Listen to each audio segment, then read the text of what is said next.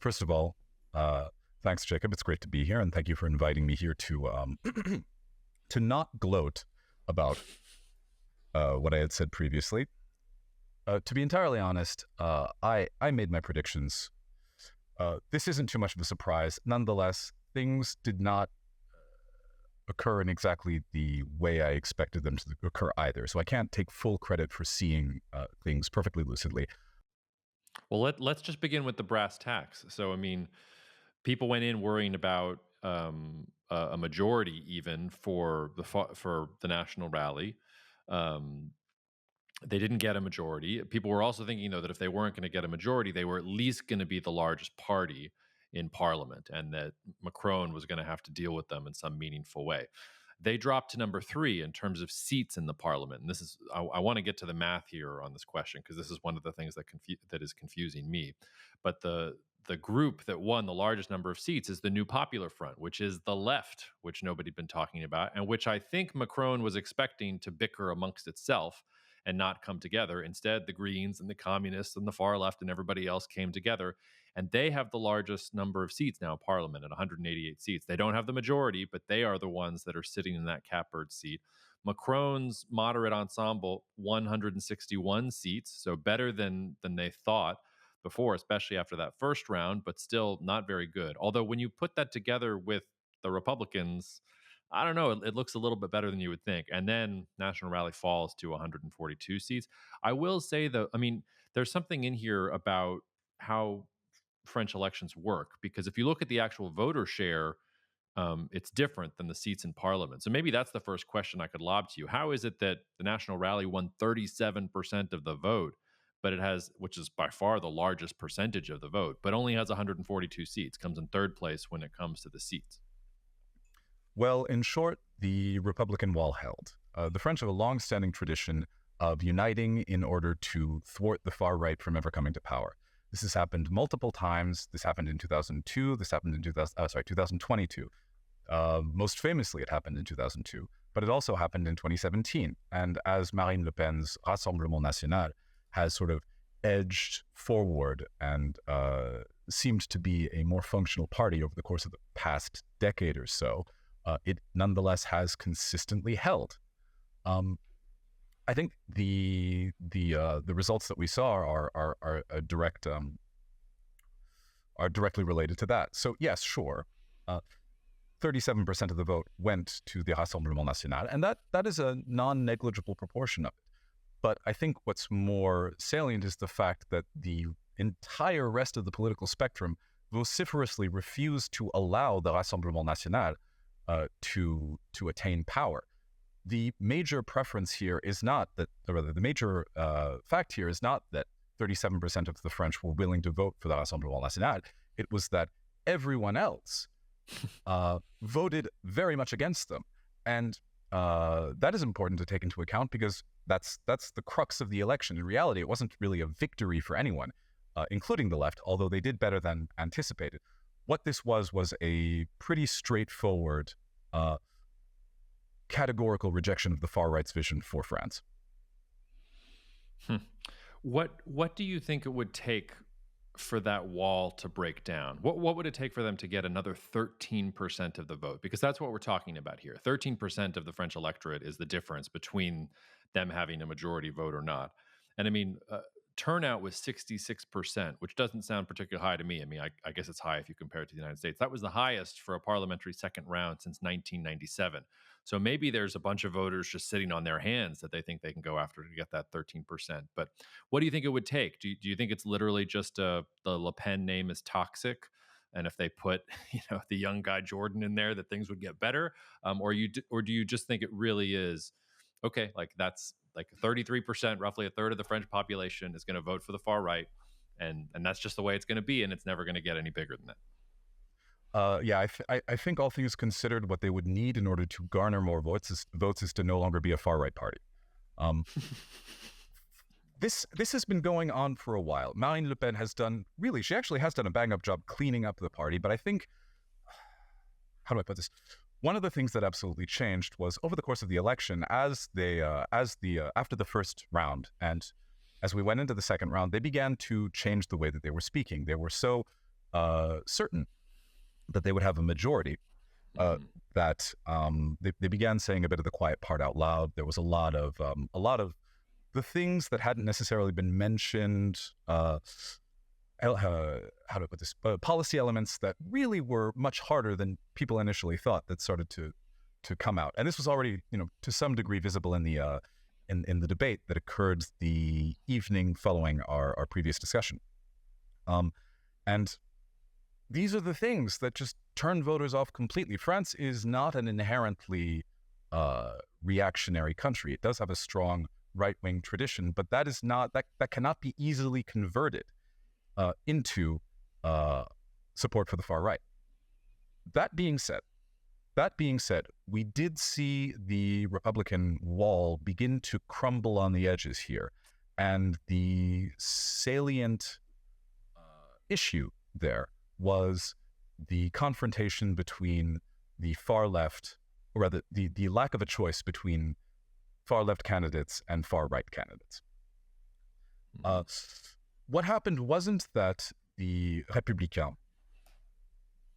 decided to vote for the far right. What happened, by and large, was that they simply refused to step aside in order to allow for a candidate from La France Insoumise, so the far left wing of the Nouveau Front Populaire, the New Popular Front, to run unopposed, which is what happened in the majority of other districts. That's how this victory was technically possible. So a lot of Republicans maintained their candidacy despite the fact that they were splitting the vote, and as a result of that, the far right had a more moderate loss than I initially anticipated. The other counterpart to that is that the center right actually got far more seats than a lot of people predicted, which is another thing that's interesting, because this is a party that, by and large, died in 2017 or has been subsumed as a satellite, sort of a Lib Dem equivalent, working on the margins of Macron's majority. So what happens next? It doesn't look like, I think we've been worried about Le Pen, and people have been talking about Le Pen for a long time. I mean, Mélenchon is his own sort of box of nightmares, I feel like, for the average French voter. So I'm not expecting sort of a far left takeover of the French government. But what do you think is going to happen next? Because Macron, for as smart a tactician as he's been, and we talked about this at the last podcast, I mean, I would call this failure. And it was failure, not he called the far right, like he had the far right dead to rights. But he didn't, he basically underestimated the left. And now the left is in a pretty powerful position relative to where they've been in sort of previous elections. So where do you think the government goes from here? Everybody is covering this in English media as, oh my God, it's a hung parliament. Nothing is going to get done. It's complete and total gridlock. This is unprecedented in French history. That strikes me as a little bit like melodramatic and over the top. But I wonder how you see it. I believe it's melodramatic and over the top. How do I put this? I think it is very easy to overstate the size of the French victory. I think the very first person, of the victory of the left, I think the very first person who overstated it was Mélenchon. 3 minutes after they announced the results, he was out there proclaiming victory. I think this is this is what it is. They didn't get a majority either, and in fact, they are also reasonably far from 200 seats. Yes. The leftist coalition managed to acquire nearly 200 seats, and to be, technically speaking, the largest of the blocks of candidates. But this is a coalition of parties. There are really three significant factions in that. You've got, on the one hand, La France Insoumise, so Mélenchon's party, which got 75 seats. You have the Greens, who account for another 35 seats. And then you have the Socialists, who are another 65 seats. So this is not exactly a position of strength for any of these parties. There are substantial policy disputes between all three of them. The likelihood of them presenting a united front, the fact that they presented a united front during the election was unexpected to Macron. Yes, I will absolutely say that.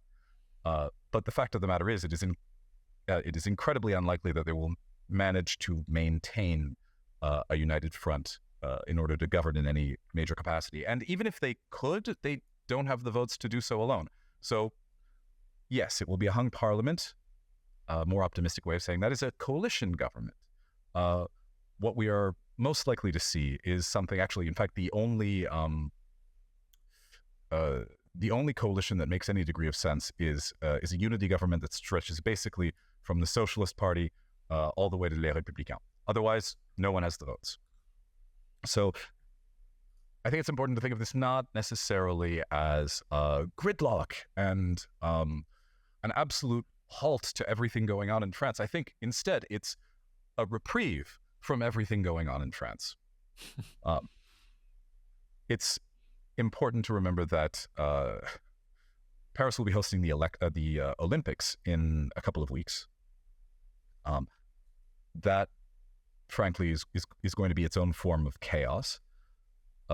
One of the critiques that was made of Macron, or one of the criticisms that was lobbed at him for his decision to call for a snap election was, how can you do this when, the international eye is on France, when we've got so many things going on with the Olympics, etc.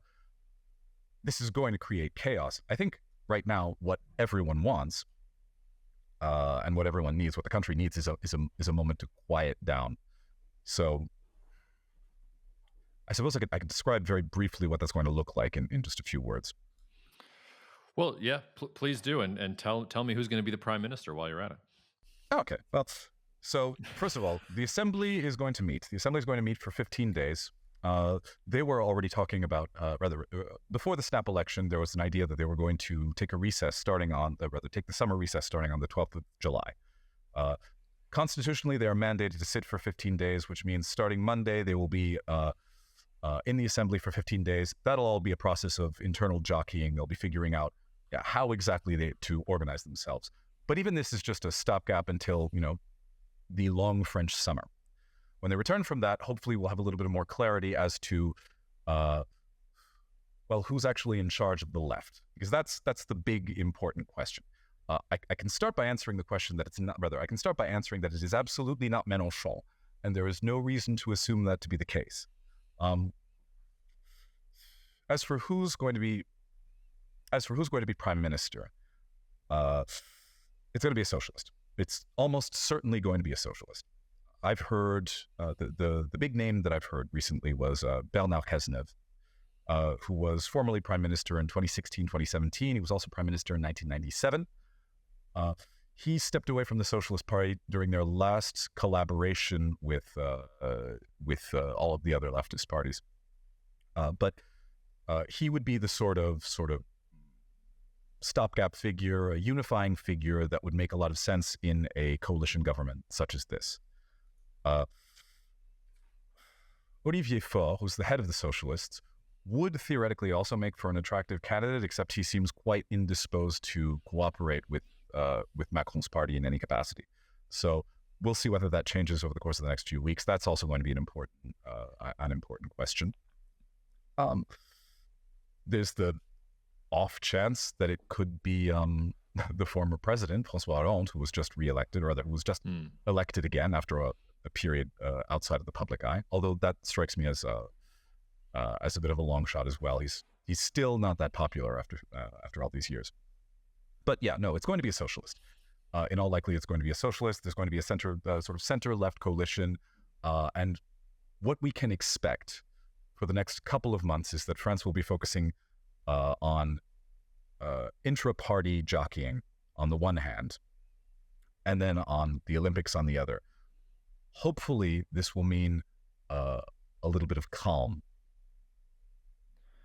What does it mean for the rest of Macron's presidency in terms of some of the reforms that he's either pushed successfully in the past or has been still pushing forward? I mean, remember, he upset everyone when he tried to lower the retirement age by a year or two. I forget exactly what the exact lower it was, but he got a lot of pushback from that. And we also talked last time about the EU just beginning in a sort of perfunctory way to sort of talk about French debt and deficit spending and things like that. So are we expecting, socialist prime minister, more French government spending and problems down the road with that? Are we expecting, as you said, just intra-party jockeying and probably not a whole heck of a lot is going to get done? How do you see the roadmap for the rest of Macron's presidency playing out? Well, I'll get to the European stuff in a moment. But as for Macron's presidency, I think his party comported itself well enough to allay too many questions about his overall ability to govern. For example, I think there's very little chance that he'll step down.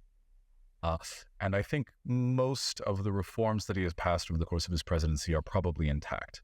However, those that have been passed and have not yet been enacted are more likely to be on the chopping block as a good faith measure in order to get the left in line. I can't remember. There's a pretty major one with regards to pension reform that will almost certainly be eliminated in order to foster esprit de corps.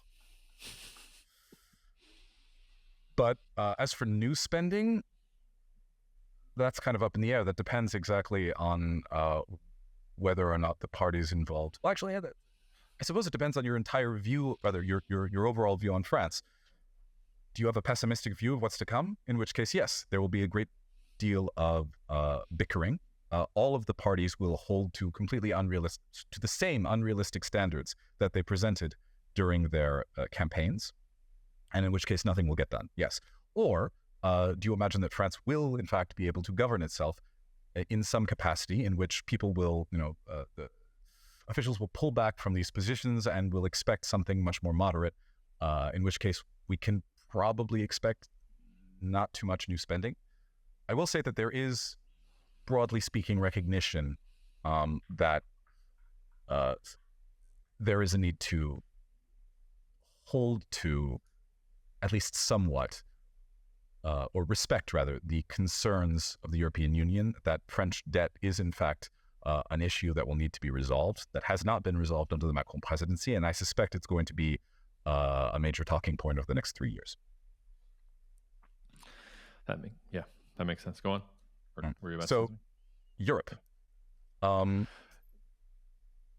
Actually, no. I answered that question to some degree, but we can continue onward with a new impulse to that question. Well, no. I want to ask one more question about France domestically, and then let's cast our eyes on Europe, which is to say, so we've talked sort of what happens during the rest of Macron's presidency. I wonder what you think this sets up in terms of, which it's almost masochistic to talk about this, but the next French election when Macron can't run.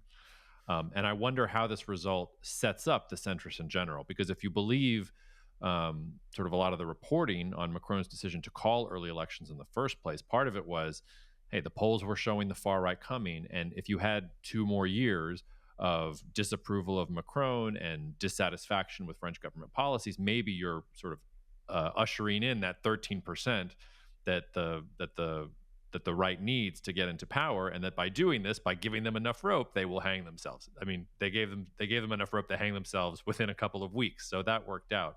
But what do you think happens in the next election? Is it more, hey, we don't like this Macron guy, but the center is holding, and there just needs to be a qualified centrist candidate, and he or she will be able to beat off the Mélenchons and the Le Pens and things like that? Do you think it really depends what happens over the next 2 to 3 years? What do you think we know that the short-term gamble for Macron failed. So what I'm asking is, did the longer-term gamble pay off, do you think? Do you think that he took a lick now in order to set up a better situation for French centrists when he's no longer at the top of the ticket? Well, I mean, for one, it's not entirely apparent to me that the short-term gamble failed. I'd call it more of a mitigated success. Because yes, a broad... I don't think Macron was necessarily under any illusion that he would gain seats during the election, although maybe he was. But I do think that the main purpose of this gambit was to defeat the far right, and in that, with a little help from their hubris, in that this gambit was a resounding success. Now, as for in the long term, I think it's too soon to say for sure, but I do think that there was one important thing that happened over the course of the election that sort of speaks to this overall issue. Macron realized finally just how much people hate him. He did his best to stay away from his candidates. He did his best to stay out of public sight, so much so that it was noted and notable. And he let centrism, to some degree, run on its own. Now, one of the things that I mentioned in the previous interview, and I'm going to bring up now because I see that it's actually still the case, is that Gabriel Attal, the prime minister, is still one of the most popular politicians in the country. One of the former prime minister, Edouard Philippe, who was prime minister before Attal, before Elisabeth Borne, before Attal, he was also quite popular during his tenure, and he, in the wake of the announcement of the results of the legislative elections, he all but announced his candidacy for 2027. I think there very much is a future for centrism in France. I don't think necessarily the centrist moment is over in that sense. I do think that people are broadly sick of Macron, but this doesn't strike me as the same sort of environment we saw in 2017 when Les Républicains and the socialists collapsed simultaneously. I think there's a good likelihood that the centrists will be able to limp forward and possibly stand a fighting chance in 2027. Although, to be fair, we're still 3 years out. Fair enough. So let's maybe move to Europe, which is where Le Pen, I think, was was licking her wounds. So as the election defeat is coming through in France, she appears and says that she has joined forces with Viktor Orban and with Matteo Salvini for a new right-wing alliance in the European Parliament, styled the Patriots for Europe. I'm half expecting like all these different groups to like take out a Confederate flag and run. I don't know why. That's just like the image I have in my brain of some of these. It's probably unfair. But I think these talismans get passed back and forth. But as I said, Salvini's in it. Orban's party is in it. Le Pen is in it. And they're going to be sort of the third largest force in the European Parliament. So even as Le Pen, takes a defeat in France, the right in the European Parliament, again, we're talking about the third largest faction in the European Parliament. So I think there has been way too much made about a move towards the far right in the European Parliament in general. But you can say that there is this sort of faction that is emerging and this network of alliances between these far right leaning parties in different European states.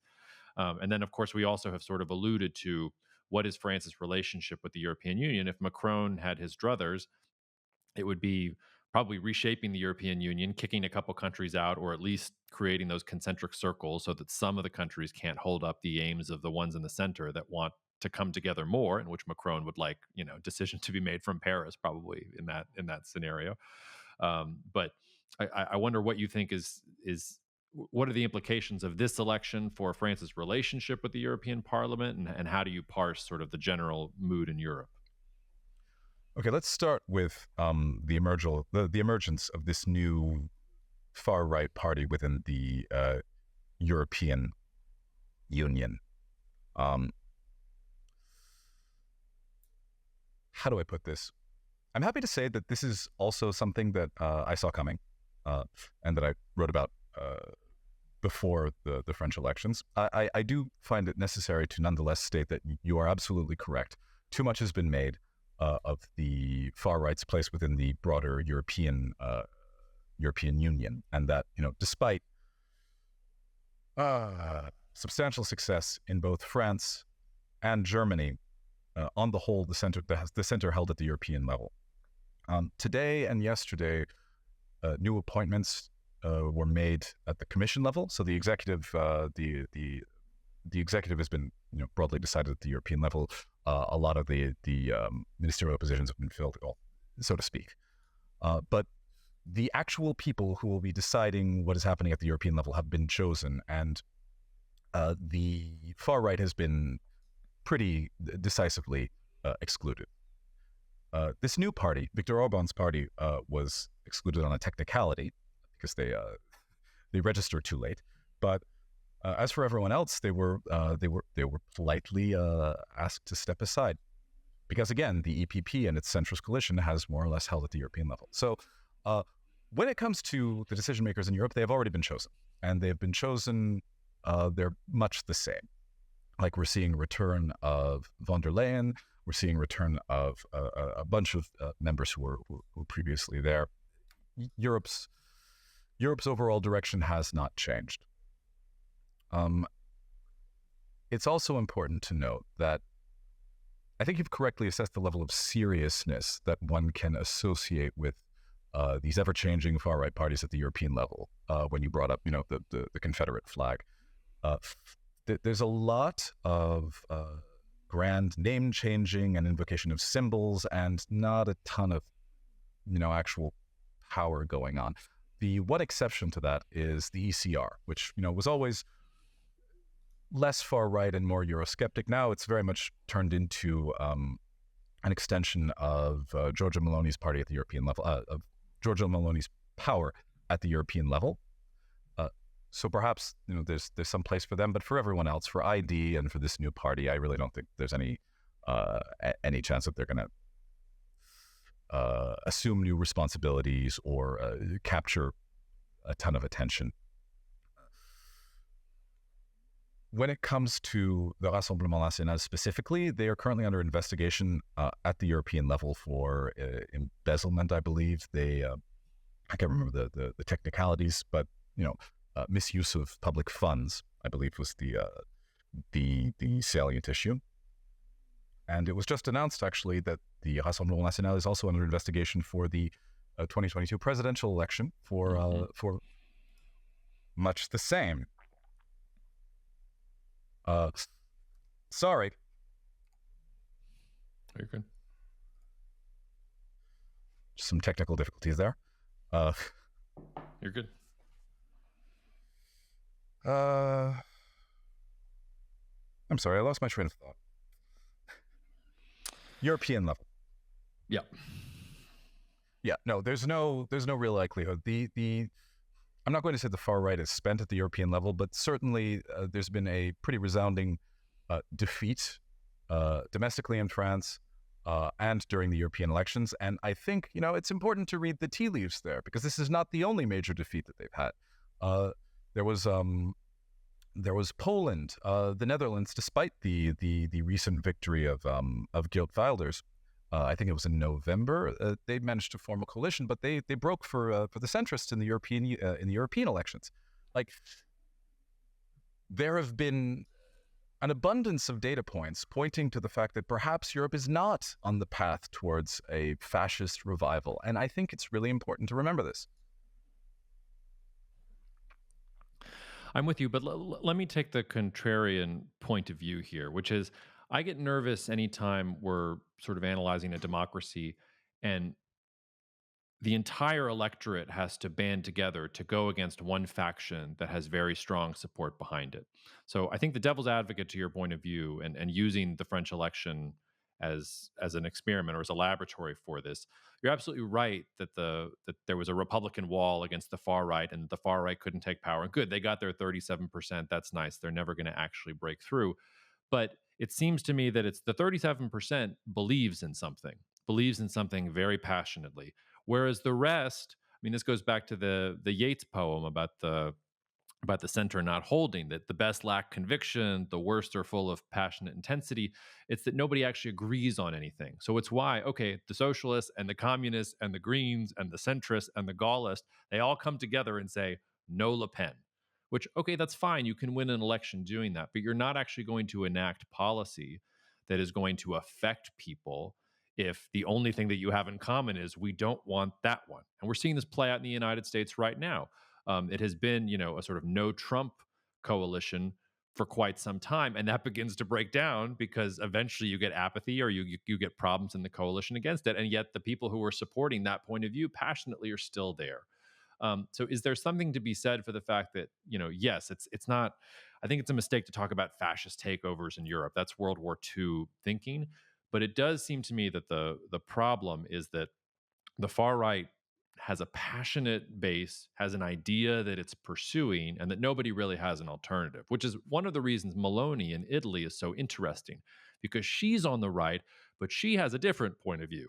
She, like, especially with her foreign policy, she doesn't want anything to do with Russia. She thinks that Russia needs to be defeated in Ukraine. She doesn't have a lot of the skeletons in the closet that a lot of these far right groups have when you look in there, whether it's Le Pen's past or Alternative for Deutschland and talking about, that what happened in Nazi Germany wasn't so bad. I mean, you go down the list, there's lots of skeletons there. She doesn't have it. But how would you respond to that pushback, that it does seem like the far right has something, whereas everybody else has nothing? And eventually, if you don't have something that you're going for, like, that coalition is going to fall apart and they're going to break through the wall. Well, to respond to your point about enthusiasm, and again, I would suggest that this be taken with a grain of salt because I am speaking from a French perspective here. But I would say that it's necessary to flip it. There is enthusiasm across the political spectrum to reject fascism. And that, I don't think that should be understated. This is not an election where, we're not looking at subsequent elections where the Rassemblement Nationale is creeping forward as voter participation decreases. No. This was the reverse. This was, again, as you mentioned correctly, this is the legislative election with the most voter participation since the 90s. I believe it was 97. Yes. Mm-hmm. And that really, that means something. People absolutely turned out with the express purpose of blocking the far right. That itself is a conviction. Meanwhile, the Rassemblement National has changed, yes, but the way it has changed has been by stepping away from its convictions. What the Rassemblement National has done is that it has done its best to become more and more of a protest party and feed off of a broader disillusionment. But again, that's an absence of conviction, or a conviction in the absence of efficacy in the overall political system. That's not exactly a force for driving change. That's despair. At best, it's dissent. At worst, it's despair. Mm-hmm. Maloney. I don't know. Yeah, go ahead. Just to speak about this very quickly. I think Maloney is an odd duck, and I think when you look at the way she has governed, while she has spoken to some of the points of contention that are particularly interesting for the right, say immigration, especially from North Africa, I think she has broadly governed in a pretty conservative way. And I think this is reflected in her choices of alliances at the European level. Her ECR refuses to have anything to do with Alternative für Deutschland. It refuses to have anything to do with the Rassemblement National. She has, by and large, kept herself away from these more extreme far-right parties.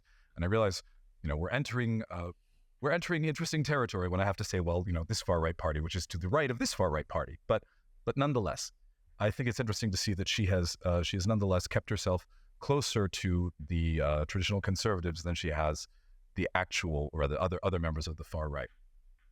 The other thing is that, Italy itself, France has colorful politics, but come on. Italy is its own case. This is a country that was governed by Berlusconi for the longest time. This is a country that has had several technocratic governments in the past in the past decade, and has a very interesting history with European regulation. In addition to being a country that is, demographically in a very different place from France, say. So I think there are some, to some degree, I would say, extenuating circumstances and asterisks abound in the case of Italy. And then with an eye more on France, I think actually the convictions are much more strongly arrayed against the far right than they are arrayed for the far right, which is not necessarily the case in the US either. Yeah, again, I'll play devil's advocate and push back and say, because to your point, as soon as the far right thought that they were going to win, they started saying the quiet part out loud. So they can talk in public about how they're distancing themselves from the conviction, but the conviction is there. And I hate the reducto ad Hitlerum But if you go back to Germany, 1920s, 1930s, everybody thought that Hitler and his thugs were a joke, and that there was no possibility that these jokers were going to get anywhere near the halls of power. And as things got worse, eventually they break through in an election, and they still think that they can handle them, but let's give them more rope to hang themselves so they can really discredit themselves, and then you're sort of off to the races. I hesitate to make that metaphor because I think too often we're looking at 1920s, 1930s Germany and saying everything is like 1920s and 1930s Germany. But I do think there is something to the point that this is not the sort of thing that happens incrementally. You get pressure that builds up over time. And then to take your metaphor, you burst through the wall. And here's where I would go back to some stats that we ended our last podcast with, but which I think are worth ruminating on a little bit. So if you go to the latest Eurobarometer poll, you ask, are things going in the right or wrong direction in your country? In France, 76% of people say things are going in the wrong direction. And that is the biggest percentage in the entire European Union. You ask it differently.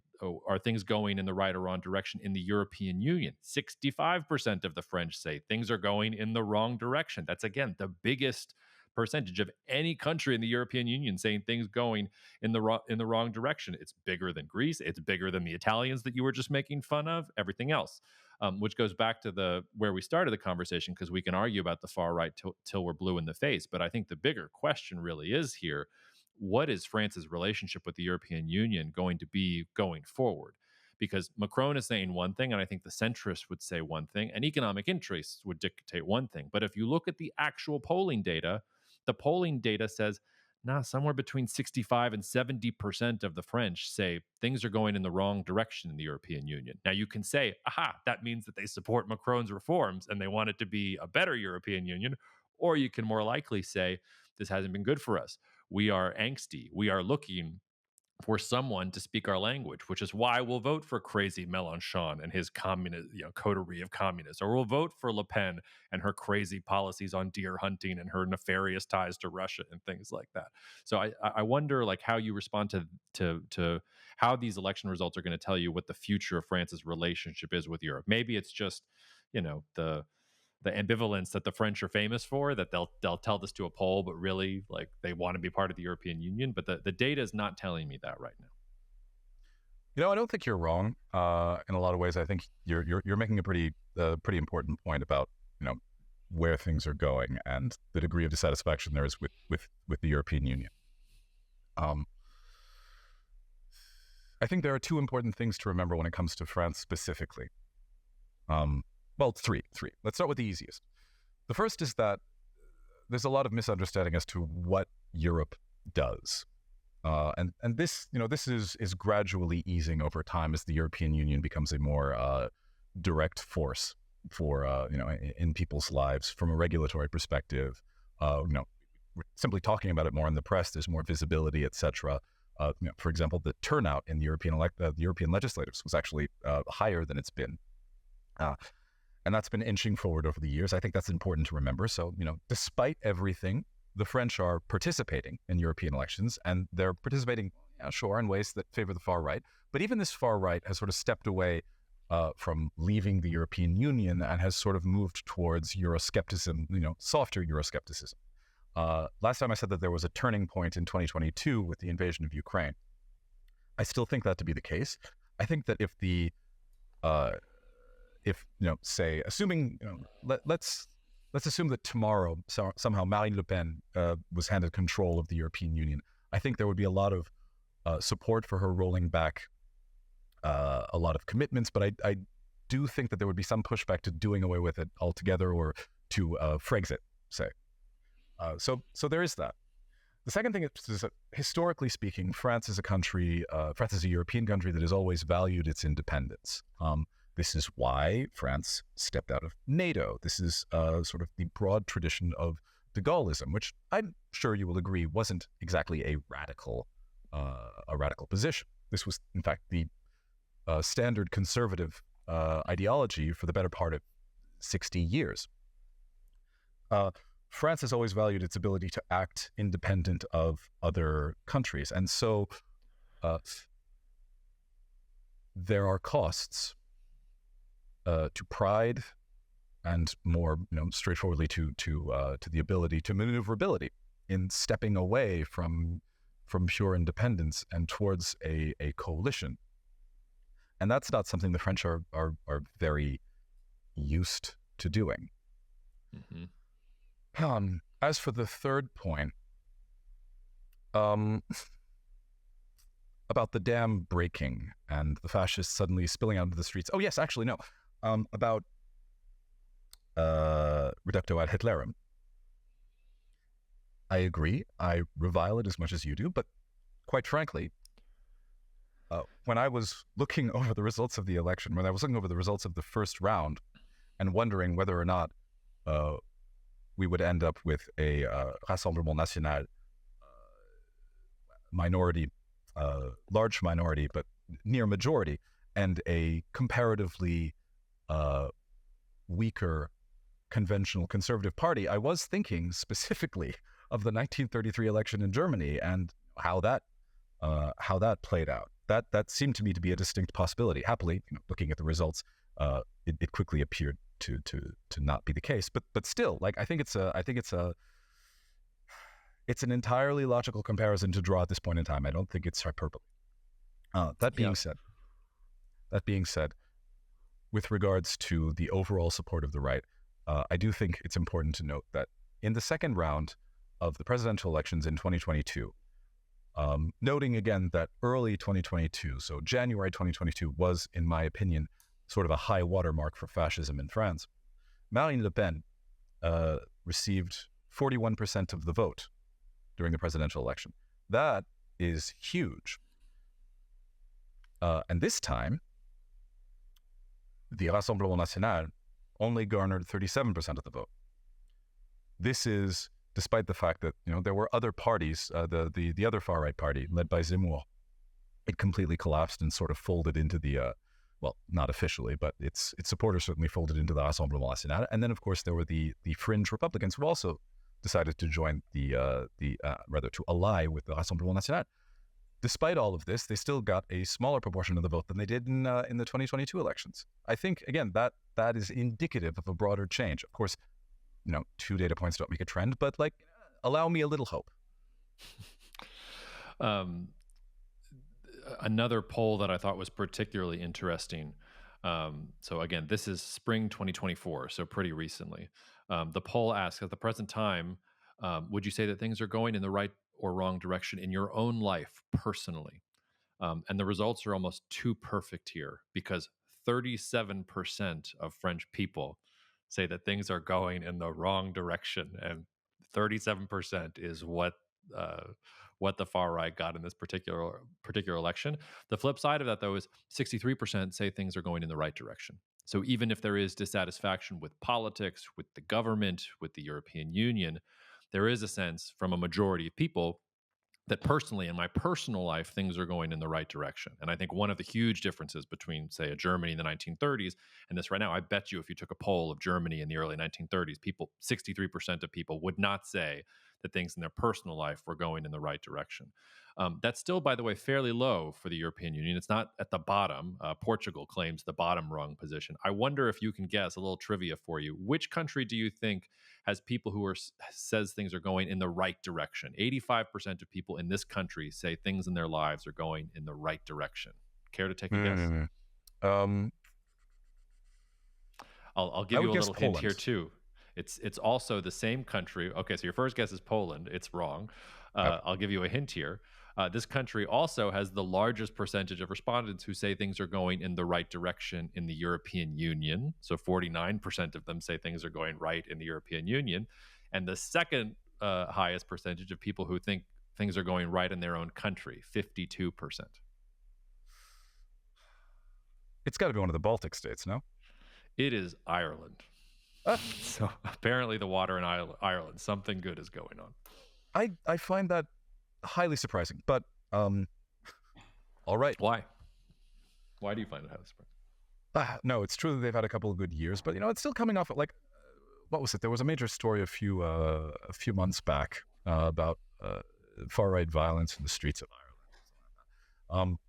Obviously, these things are just as overblown about Ireland as they are about France. But Well, I would actually say Irish politics. So we did some deep dive research here at the firm on Ireland because it was one of our countries that we wanted to be overweight. We think it's got massive geopolitical opportunities. I'm going to have to revisit that after the recent election in the UK because whenever the UK is a disaster, which is not often when you look back at the last couple of hundreds of years, like that's good for Ireland. So if the UK is going to have stable government, let alone competent government, like that might mean things for Ireland going forward. But Irish politics is interesting in the sense that they have avoided most of the political polarization that affects most democracies. So the delta between left and right in Ireland is narrower than it is in the United States, in the UK, in France. It's a much more sort of at the top level moderate. They haven't had that level of political polarization. Now, maybe it's happening. Maybe you get the combination of migration and maybe economic troubles with the European Union. Like you could maybe see that reversing. But it is an interesting aspect of Irish politics that even though it may look the same as some of these other democratic societies, it is not quite as radically or as effectively polarized as some of the others. How to explain that, I don't know. Maybe it's Guinness, but that at least is true of their politics right now. Well, I stand corrected about Ireland, and I apologize to any Irish listeners. And for that matter, I also apologize to.